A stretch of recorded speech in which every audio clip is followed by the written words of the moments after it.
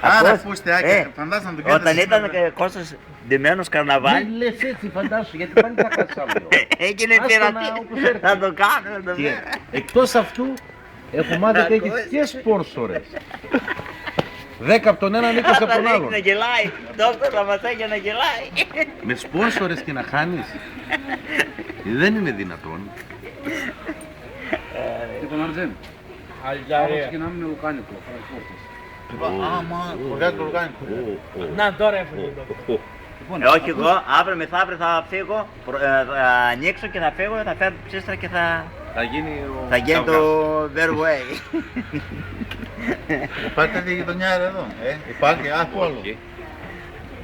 Ζηλεύουν όλοι να έρθουν εδώ, στη γειτονιά μας. Αλλά δεν τους θέλω. Αλλά έχουμε και πάρκο και τώρα. Μόνο θα προσφέρουμε στα πεπίνια. Θες και τα πιπίνια τώρα. Όχι, Και όχι ρε. σε παρακαλώ. Το μερίδιό σου. Το Το μερίδιό σου, ναι. Ναι. Άκου να σου πω, δεν θα γίνει υπερκατανάλωση. Και λουκάνικα από το κόνζολα. Α, τα πεπίνια. Οι άλλοι σύντες που ήρθαν και ήθελαν γκριλ. Αλλά να δώσουν πετεφούρ δεν ήθελαν. Δεν είναι καλό. Να παρτών δεν ήθελαν. Οι πόρνες. Ήταν γκριλ. Για να το ρε δόκτωρ.